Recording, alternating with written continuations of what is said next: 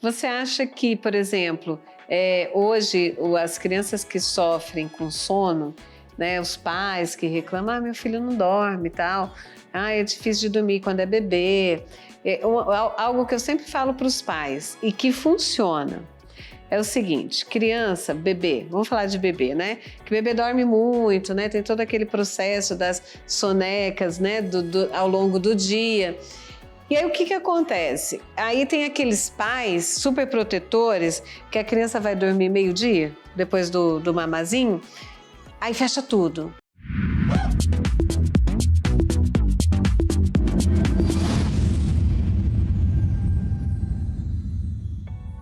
Olá, sejam bem-vindos ao nosso Psicopapo. Quanto tempo, né? Que não fazemos um psicopapo. Estamos aí de volta com o nosso programa e é muito bom ter vocês conosco. E o assunto de hoje é sobre o sono. Quem não gosta de dormir, né, Natanael? Com certeza. A gente passa grande parte da vida dormindo. E aí nós vamos descobrir agora qual é a influência que tem sobre a aprendizagem. Doutor Natanael, qual é a importância do sono na vida de uma criança, na vida de um adolescente? Qual a ligação que tem de uma noite bem dormida ou mal dormida com a aprendizagem? São vários fatores, Raquel. Uma das coisas que a gente precisa ter em mente é que, como a gente viu que o sono é uma parte da nossa fisiologia, tem um monte de atividades do nosso organismo e atividades do nosso cérebro que acabam sendo concretizadas e consolidadas durante o sono. Então, por exemplo, a consolidação de memória, ela é feita durante o sono. Então, se, por exemplo, uma criança não está dormindo por algum motivo de uma forma adequada, a forma que essa criança consolida a memória acaba sendo inadequada. Uma outra coisa muito interessante, o comportamento. A criança que não dorme direito, por exemplo, uma criança que tem apneia do sono, seja porque tem uma obstrução nasal importante, uma amígdala muito grande, essa criança ela pode ter dificuldade de aprendizado. E olha que interessante, muita gente pensa, olha, se eu tenho sono, eu vou ficar lento no dia. Muitas vezes a criança agita. Então, uma das coisas que me fez estudar sono, me fez aprofundar nessa parte do sono, é exatamente aquela criança que eu avaliava que tinha dificuldade escolar. Quando a gente ia aprofundar na conversa com as famílias, muitas dessas crianças tinham alguma dificuldade de sono associada. Realmente, quando eu vou fazer minha anamnese, né, para saber sobre a criança, eu pergunto como que é o sono. Porque, olha só, nós adultos, vamos pensar em nós adultos, quando nós temos uma noite mal dormida, aí no outro dia a gente chama aquilo de ressaca do sono. Né? Nós não prestamos para mais nada, aí nós ficamos escorando o tempo todo. A gente até consegue seguir a rotina do dia, mas é muito mais difícil. Com certeza. Pensa o seguinte, no adulto a gente tem essa ressaca do sono, em que a gente vai ficar mais lento, mais irritado, mais mal-humorado. A criança ela tem um efeito paradoxal, às vezes ela vai ficar mais agitada. Ela vai estar mais irritada, ela vai estar mais desobediente. Então, muitas vezes, aquelas famílias que trazem a criança com um problema comportamental, muitas vezes a origem desse problema é no sono. É uma noite mal dormida, né? Sim, várias noites mal dormidas. E acaba afetando também, não só a própria criança em si, mas a própria dinâmica da família. Porque aquele pai, aquela mãe, aquele cuidador que está com a criança, que não dorme direito, o próprio sono do cuidador também acaba sendo prejudicado. Então acaba gerando um estresse generalizado, um desgaste generalizado e que, às vezes, medidas simples podem ajudar a controlar e coordenar isso. Principalmente criança que estuda de manhã. Né? Imagina uma criança ou um adolescente, geralmente a faixa etária que estuda de manhã, salvo as creches, né, que são crianças pequenas, mas a maioria das escolas, a turma que estuda no período da manhã são adolescentes. Né? E os adolescentes, nós já temos aquele problema com telas, que fica até mais tarde, assistindo vídeo ou jogando, né? E, claro, os estudos já esgotaram-se, né, até em relação a isso. Antes de dormir, 1 hora pelo menos antes de dormir, 0 tela, né? Evitasse a tela, evitasse assim, coisas que sejam estimulantes. Mas do adolescente tem um fato também interessante, Miguel. faz parte da fisiologia do adolescente, normal, em qualquer lugar do mundo, a gente ter a hora do sono ser um pouco mais tarde. Ou seja, um adolescente tem uma tendência natural a sentir o sono um pouco mais tarde. Tanto que até a Associação Brasileira do Sono tentou um movimento junto ao Ministério da Educação para tentar deixar o cronograma escolar semelhante ao que acontece nos países do norte. De você deixar a aula começar em torno de 9 horas da manhã para terminar 15, 16 horas da tarde. Né? Então, tentou-se esse movimento que eu acredito seja um pouco até difícil pela logística. Do Brasil, né? Do Brasil ser feito isso. Mas até mesmo a cultura, né? Exatamente, até mesmo a cultura nossa teve de fazer isso. Porque lá no hemisfério norte, como você tem verões e invernos bem demarcados, eu acho que já criou-se um pouco mais, porque às vezes no inverno você vai ter poucas horas de sono. Então acho que isso até favoreceu lá ter sido estabelecida essa política mais facilmente. Mas ela tende a ser mais fisiológica, porque o adolescente tem uma tendência natural a sentir sono. E aí, se esse adolescente, além dessa tendência natural dele de sentir sono, ele ainda junta com o celular, com a tela, com a televisão, com o videogame,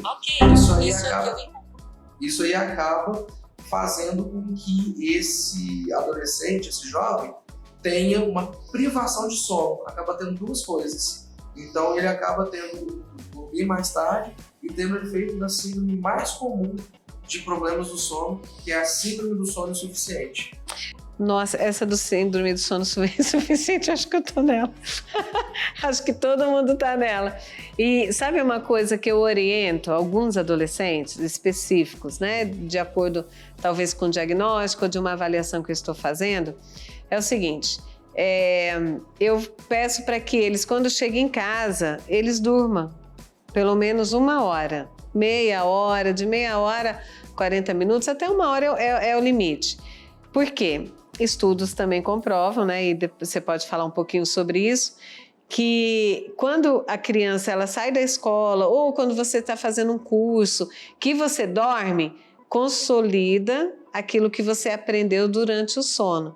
Então, o sono, ele ajuda você a reter o que você aprendeu, né? E isso é bem favorável, né? Exato. Essa questão da soneca, ela é bem favorável. Tanto que em alguns países que tem a cultura da siesta, geralmente os países de origem espanhola, né, tem-se o hábito de dormir por volta da hora do almoço. Sim, eles fecham tudo. E coloca até o lembrete, né? Siesta. Esse nome siesta é até porque era a sexta hora do dia, do meio-dia, né? Então 6 horas seria a primeira hora do dia. A siesta hora do dia seria por volta de meio-dia. Então é saudável, é muito saudável ter a soneca ao longo da tarde. O problema é se essa soneca está sendo muito longa. Então tem que ser um período curto. Não vale a pena dormir de novo. Porque senão diminui uma coisa que a gente chama de pressão de sono.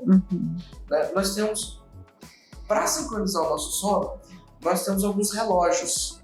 Né? Os relógios, eles são o que a gente chama de sincronizadores. Nós temos os nossos relógios internos, que são determinados pelos nossos genes, mas nós temos também relógios que são determinados pelo ambiente.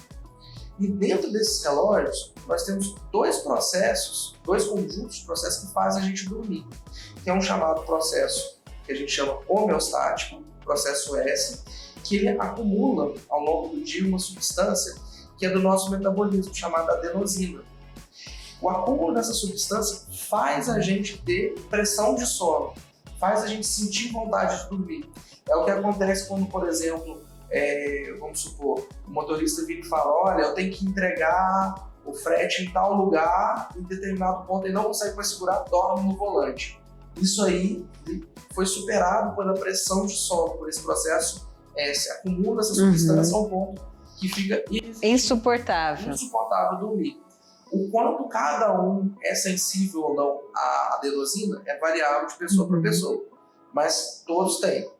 E um outro processo que ajuda a circular ou ciclar o nosso sono é um processo que a gente chama de circadiano, que tem a ver com claro e escuro, dia e noite. Então, quando a gente tem um momento em que você tem o máximo dessa pressão do processo S, do acúmulo do sono. E com esse processo do dia e da noite girando, quando você tem o máximo de fator positivo disso, é onde seria o ideal de ter sono. E, em geral, é em torno de 9, 10 da noite. Tem alguns estudos que até apontam assim, de 7 até 9 da noite, considerando principalmente assim, se você tem só a luz do sol para ciclar o teu dia. Mas o grande problema, igual você me falou agora há pouco, se a gente dorme uma tarde inteira, esse processo S, essa adenosina, ela já vai sendo limpa à tarde. Aí você não tem para noite. Você não tem a pressão de sono para noite. Então, por isso que a soneca, ela tem que ser curta, de 15 minutos a 1 hora. Você acha que, por exemplo, hoje as crianças que sofrem com sono, né, os pais que reclamam, meu filho não dorme e tal, é difícil de dormir quando é bebê, algo que eu sempre falo para os pais e que funciona. É o seguinte, criança, bebê, vamos falar de bebê, né? Que bebê dorme muito, né? Tem todo aquele processo das sonecas, né? Ao longo do dia. E aí o que acontece? Aí tem aqueles pais super protetores que a criança vai dormir meio-dia, depois do mamazinho, aí fecha tudo. Aí ninguém pode falar nada. Aí fica tudo fechado e ninguém fala nada, pisando em ovos. E não é assim, né? A criança, por exemplo, ela dormiu de manhã, você tem que deixar a janela aberta. Claro assim, você não vai fazer algo que vai estragar ali o sono, vai atrapalhar o sono da criança. Mas você tem que deixar a janela aberta, você tem que deixar a televisão ligada. Por quê? Para a criança, o cérebro ter o entendimento que sim, estou dormindo, sim, estou descansando, mas é dia. Ainda não é aquele da noite, né? Para eu ter noção do ritmo circadiano acontecendo. Uma grande questão, né, que depois do Thomas Edison, né, a humanidade matou a noite. Né? Então, principalmente assim, São Paulo, São Paulo morou lá há muitos anos, lá praticamente a noite não existe, claro, o tempo todo. E isso tem afetado. É a vida noturna, né? Exatamente, 10 horas da noite, a cidade é muito movimentada, por exemplo. Então, isso acaba também tendo impacto na saúde coletiva nessa parte do sono. O sono, ele é capaz de aumentar a criatividade? Sim, uma noite de sono bem dormida, uma rotina de sono bem, isso influencia na criatividade.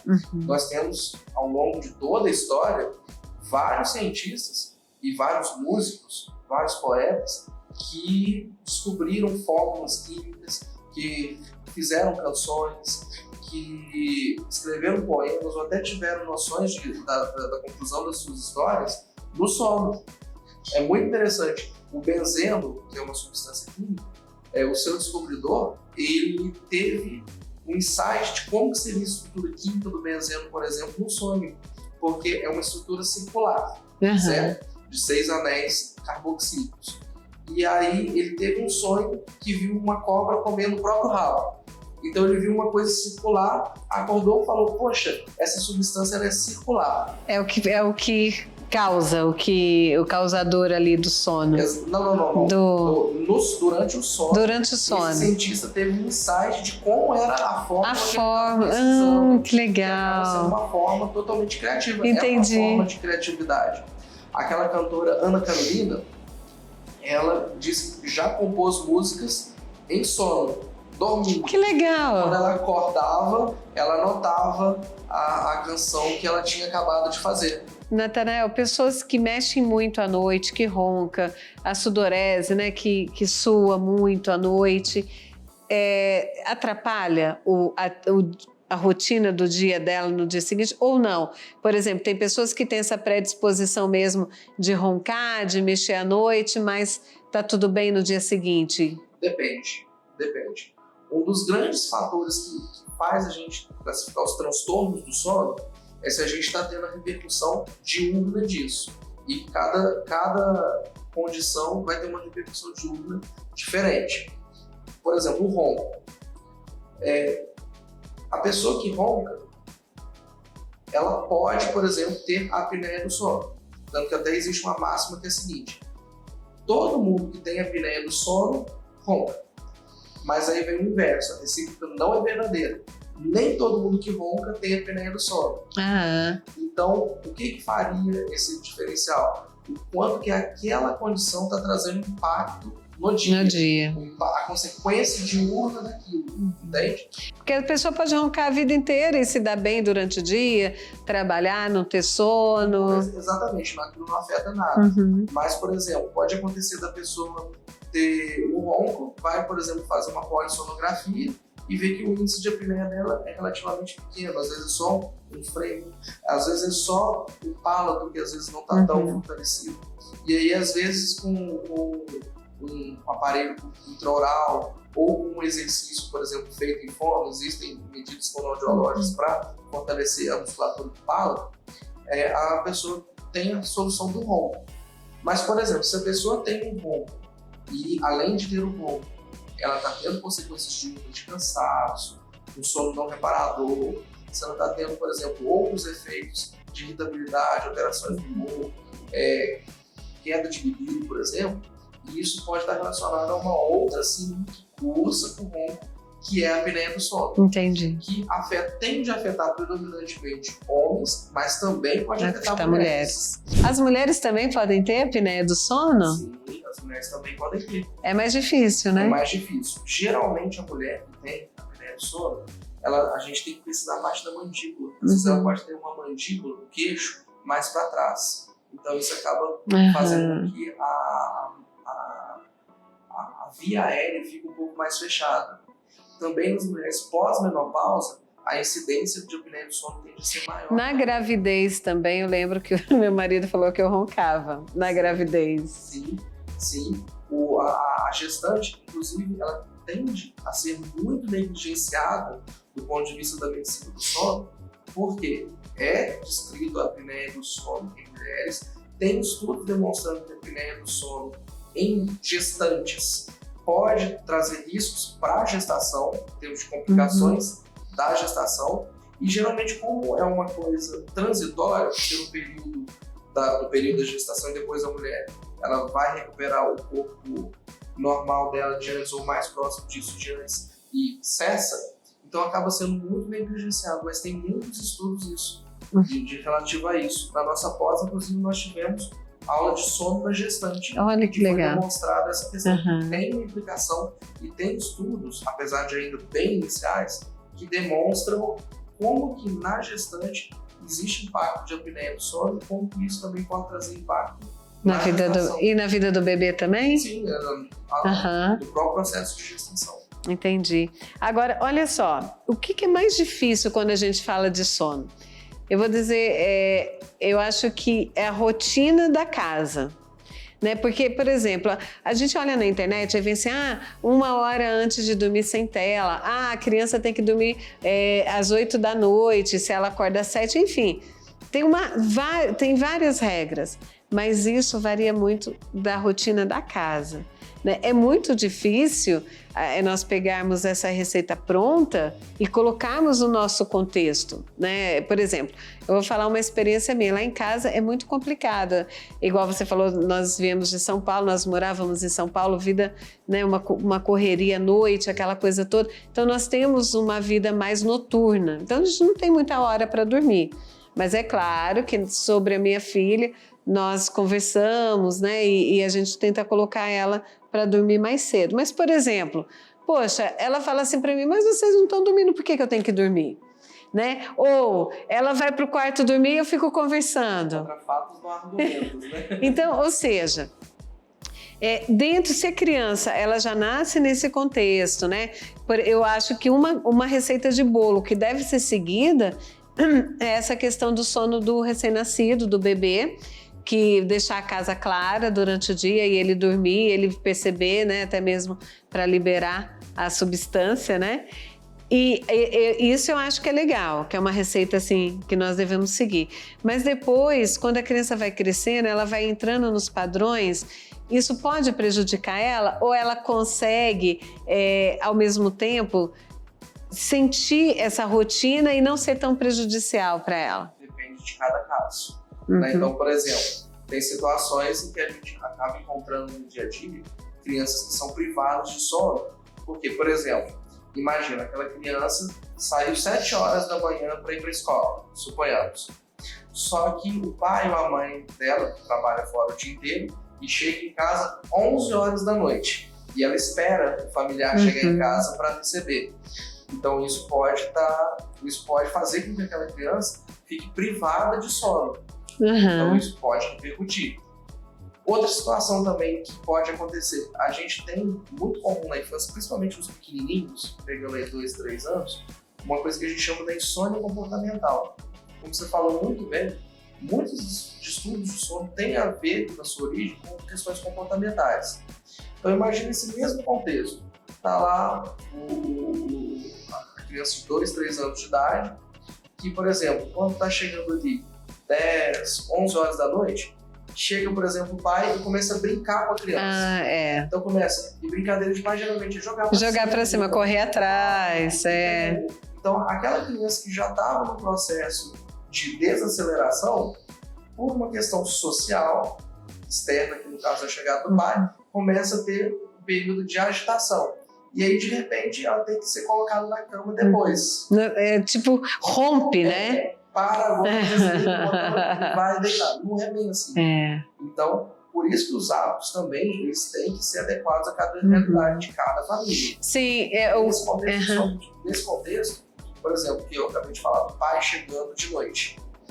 O pai chegou de noite. Talvez, ao invés de fazer a brincadeira, jogar para cima e sair correndo, seja interessante, como intervenção de higiene do sono, ele já também começar a entrar e já começar no processo de dormir, às vezes ler uma história, uma atividade mais lenta. Sentar com a criança, né? Bater um papo, né? Ver alguma coisa, né? Isso é importantíssimo, né? O que é difícil, às vezes, é a gente colocar a criança na cama naquele horário que é recomendado, né? Por exemplo, a criança também, durante o sono, ela libera o hormônio do crescimento. Só que para ela liberar esse hormônio, ela tem que entrar naquele sono REM, né? Que fala, é o REM? E aí... REM. Ela tem que entrar no sono REM. E se ela não entra nesse sono REM, ela não libera o hormônio? Exatamente. Na verdade, não só o sono REM. Principalmente o sono de ondas lentas, que é o N3. Né? A gente tem 4 fases, né? Que é o N1, N2, N3 e o REM. E aí o que acontece? O hormônio do crescimento tem uma associação com o sono muito importante. Se eu não aprofundo o sono, se eu não faço esse sono mais profundo, não libero. Tanto que, por exemplo, igual que a gente falou agora há pouco, a criança que tem a apneia do sono, uma das repercussões da criança que tem a apneia do sono é retardo do crescimento. Entendi. Aí fica aquela criança menorzinha, ela né? Acontece quando tem a curva do gráfico da pediatria, aquela curva de crescimento, ela começa a perder, ela começa a sair do percentil. Entendi. E aí é por causa dessa questão da falta de chegar nesse sono REM. Agora, uma coisa assim que eu acho muito engraçada que eu queria te perguntar, por que quando alguém abre a boca, a gente abre a boca também? E às vezes eu não tô com sono, aí a pessoa abriu a boca perto de mim, eu abro a boca, sai até lágrima no olho. O bocejo, ele é contagioso. E o mais interessante, ele é contagioso até entre outras espécies. É mesmo? Eu já fiz isso com a minha cachorrinha, já usei ela de cobaia. Então, tipo assim, às vezes você boceja na frente do cachorro, ou às vezes até do gato que tá prestando atenção em você, ele boceja depois. O bocejo é contagioso. Vou fazer isso com o Dudu. E uma das coisas, aí já não tanto relacionado só ao sono propriamente dito, mas a gente tem um mecanismo que chama de segundo neurônio. O que é o mecanismo de segundo neurônio? Quando você vê um determinado estímulo, aquilo ativa no seu cérebro uma área semelhante ou muito próxima do que você estaria fazendo naquele ponto. Isso é muito utilizado principalmente para a turma do marketing. E, aliás, até mesmo por falar em marketing, siga o nosso canal. Se você não está inscrito, clique aqui embaixo no sininho das notificações para você não perder nenhum vídeo. Esse aí, compartilhe com seus amigos. Se tem algum amigo que tem alguma criança, ou se na sua família mesmo você conhece alguém que tem algum estudo do sono, compartilha nesse vídeo. Mas até mesmo a turma do marketing usa esse tipo de mecanismo. Então, por exemplo, uma bebida que às vezes põe o ator bebendo na frente da sede, isso cria na pessoa a vontade, né? É um mecanismo de segundo neurônio. Nossa, que legal. Não é exclusivo só de você. Não, né? Não. E não é exclusivo só da raça humana também, não. Quais dicas você tem aí para nós, né, mães? Umas dicas solidárias dentro da nossa realidade sobre o sono da nossa criança, né? Por exemplo, quanto tempo ela tem que dormir durante uma noite para que ela acorde bem, para que ela desenvolva, para que venha o hormônio do crescimento, para que ela não tenha sono na escola, para que ela não tenha problemas de aprendizagem, porque o sono reflete na aprendizagem, porque se ela está sonolenta, se o cérebro dela está querendo acordar, ainda está meio dormindo, ela não consegue aprender. E quem nunca dormiu na sala de aula? Eu já, quando eu estudava de manhã, teve uma aula de filosofia, gente, eu não aguentei, eu coloquei assim, eu dormi a aula inteira. Quem nunca, né? Então, quais dicas você tem aí que dá pra gente trabalhar?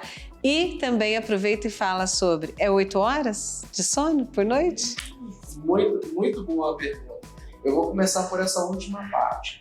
Em primeiro lugar, a gente estabelecer uma quantidade fixa de horas, falando assim, nossa, se você não dormir 8 horas, isso está errado, isso não é uma verdade, é um mito. Por quê? Cada pessoa tem uma quantidade própria, individual, que vai ser o reparador para ela. Algumas pessoas vão dormir 6, 7 horas, tá ok. Outras pessoas vão precisar de 10 horas, porque as 8 horas vão ser pouco para ela. Então, assim, Albert Einstein mesmo, por exemplo, precisava das 10 horas para dormir. É um caso muito famoso desse ponto.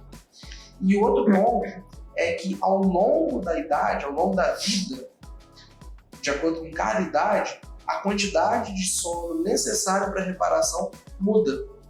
Um bebezinho, por exemplo, recém-nascido, ele pode precisar de 15, 16, até 18 horas de sono por dia para conseguir fazer todos esses processos de desenvolvimento adequado. Isso vai caindo ao longo do primeiro ano de vida.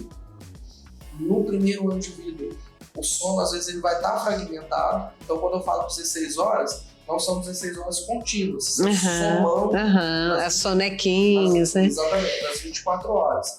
Isso vai caindo ao longo do primeiro ano de vida, no segundo, no terceiro, até em volta ali da adolescência, isso vai chegando em torno de 7 a 9 horas de sono. Né? Então, assim, essa faixa de quantidade normal, ela é muito variável.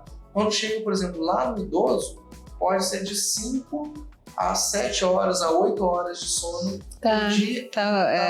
Ok.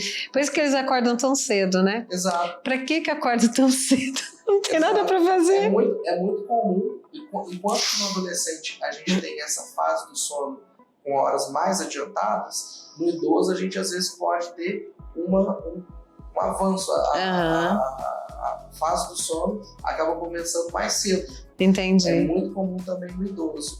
Isso já tem a ver dentro do contexto dos ritmos circadianos. A gente tem algumas questões de transtornos e distúrbios de ritmo circadiano. Mas em relação ao primeiro ponto que nós falamos, a questão das 8 horas, ela é um mito, não é fixo 8 horas para todo mundo. Não tem uma regra, né? Aí que tem um ponto. Como que você descobre qual que é o tanto ideal de sono para o teu filho ou até mesmo para você? Principalmente naquele dia que você não tem compromisso, você não tem uma atividade, aquele dia de férias, e você pode dormir o quanto quiser, o quanto é a quantidade que você vai ter um sono reparador ali, e que você não vai ter os sintomas diurnos. No caso da criança que ela tem um cuidador olhando por ela, quanto tempo ela dormiu para um dia que ela ficou mais tranquila? Opa, então o meu filho, se ele dorme 7 horas, eu percebo que ele fica bem tranquilo, alegre, brincando o dia inteiro. 7 horas somando o dia todo. Olha, se o meu filho ele não dorme 9 horas somando as 24 horas do dia, ele não tem um dia bom. Principalmente quando a gente tem esses horários mais irregulares.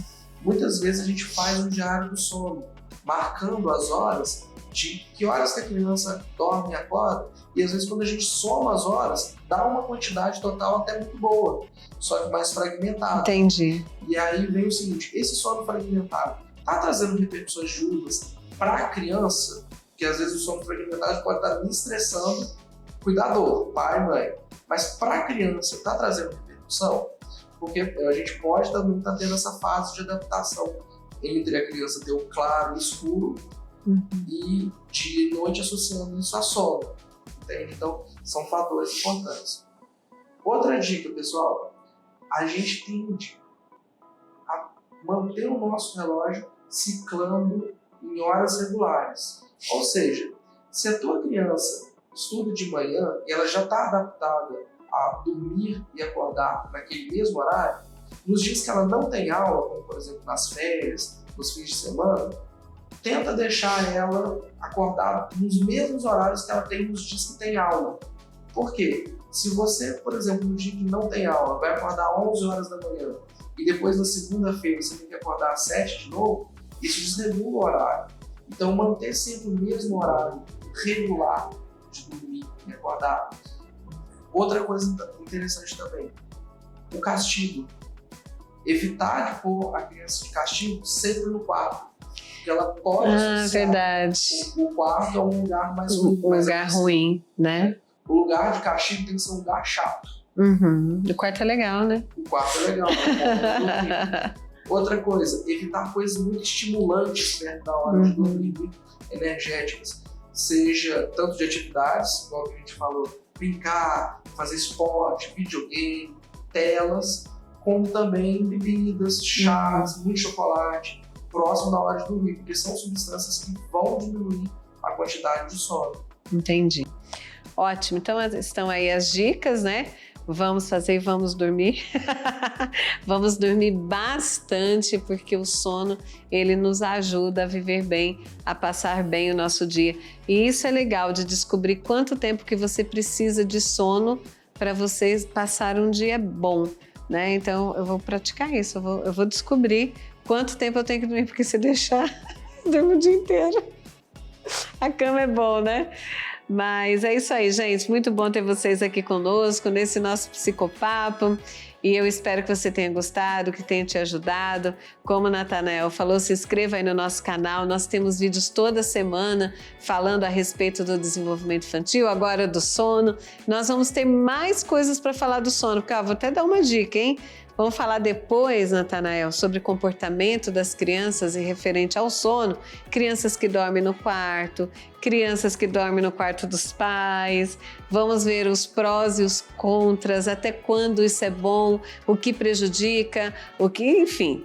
Temos assuntos aí de sono para falar durante vários vídeos. Eu espero você sempre nos nossos vídeos, assistindo, compartilhando, dando seu like, porque isso nos ajuda, né, Natanael? E nós nos encontramos nos nossos próximos vídeos. Te vejo lá.